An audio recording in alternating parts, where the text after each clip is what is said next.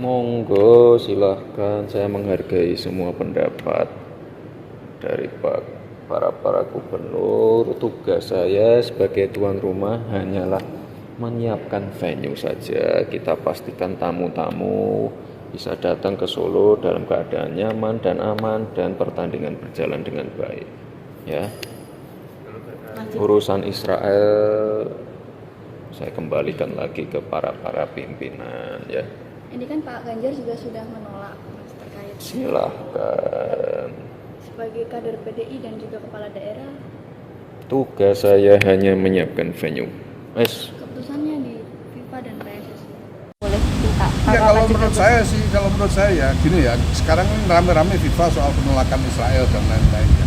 Yang saya sebetulnya berharap bahwa semua orang itu ketika mereka berpikir tentang Palestina, ingin membela Palestina, mereka bukan cuma teriak lalu tidur.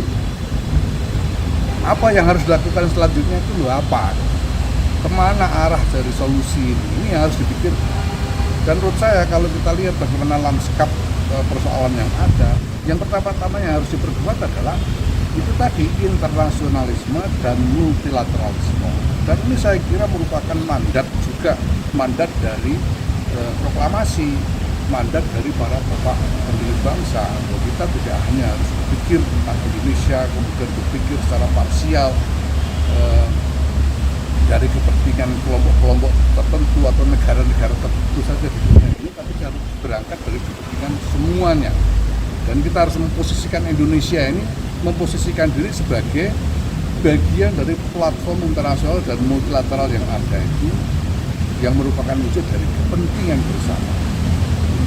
Nah misalnya kalau soal FIFA ini ya, kalau kita cuma menolak Israel jangan datang, habis itu tidur, apa gunanya buat Palestina? Tidak ada gunanya juga.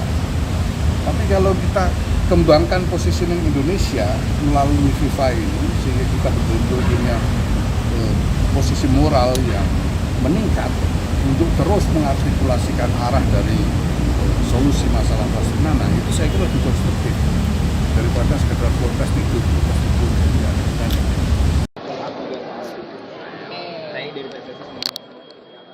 Karena penolakan di masyarakat seperti hari ini kan demo juga masih berjalan soal penolakan timnas Israel. Ya seperti yang pernah disampaikan ya dari Bapak Ketua Umum dan juga Bapak Wakil Ketua Umum, bahwa yang pertama kami fokus kepada teknis penyelenggaraan, bahwa PSSI fokus untuk teknis tim nasional, persiapan tim nasional yang pertama.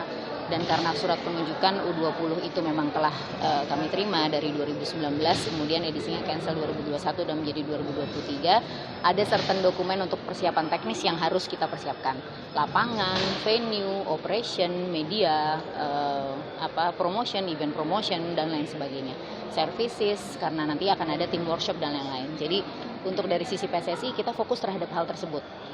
Isu-isu yang lain yang timbul dan semua hal-hal kondisi yang timbul diantaranya itu kita tahu bahwa pemerintah ada bersama-sama dengan kita sejak awal sampai dengan hari ini, dan kami yakin itu ada menjadi sinergi yang sangat baik antara PSSI dan pemerintah, itu aja. Tapi kami sebagai PSSI fokus untuk teknis penyelenggaraan, karena teknis penyelenggaraan ini sangat kompleks ya, gitu. Apalagi yang kedua juga prestasi. Tim yang ada kemarin menembak bulu tangkis semua, ya kita harus menerima negara manapun, termasuk sengketa Taiwan dengan China pun ya kan itu konsekuensinya. Atau kita tidak membidding, dan saya mohon maaf loh, saya ini kan baru jadi ketua PSSI ya, proses biddingnya saya tidak ikut. Saya ini bagian hanya merapikan pekerjaan yang tidak rapih. Nah, dan tentu saya sangat terbebani ya, karena itu saya ambil alih ya, dengan maksud baik, tidak menyalahkan siapa-siapa. Karena saya yang penting nomor satu, muka kita harus kita selamatkan. Ya, kalau bagi gubernur tentu saja ya, kalau umpama mengirim surat, ada mekanismenya.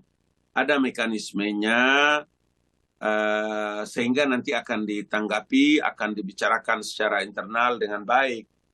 Mari kita dengan kepala yang dingin, dengan hati yang terbuka, kemudian membicarakan. Karena ini adalah ajang internasional yang mengangkat harkat dan martabat bangsa Indonesia, utamanya dalam dunia sepak bola. Kalau di Bali ini kan bukan untuk pertama kali. Bali ini salah satu di antara 6 venue yang nanti juga akan bertanding di sana. Kalau bicara tentang Israel, kemudian bicara terkait dengan solidaritas kita kepada dukungan kita kepada Palestina, ya saya juga mau bilang bahwa tahun kemarin kan IPU, Interparliamentary Union, dilaksanakan di Bali. Itu ada peserta dari Israel kan. Di IPU itu bendera Israel itu berkibar di Pulau Dewata pada waktu IPU.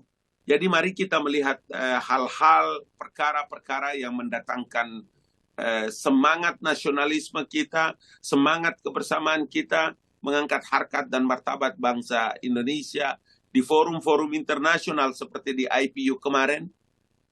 Tim parlemen Israel juga datang. Nanti kita juga ini akan tanding ya, ada World Cup U20 yang sekali lagi saya ingin katakan salah satu di antara venue itu di 6 provinsi itu salah satunya di Bali.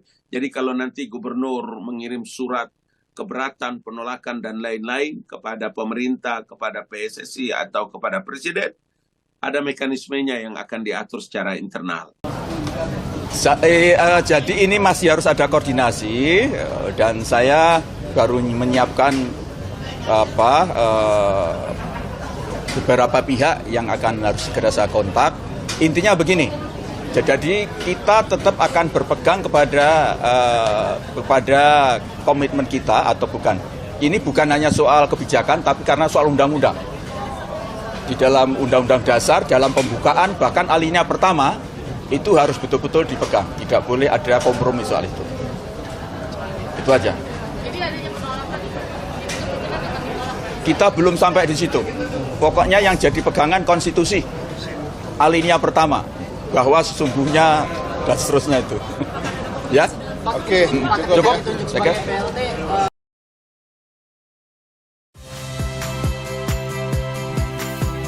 Saya Iriana Mardanus. Saksikan program-program Kompas TV melalui siaran digital, pay TV, atau media streaming lainnya.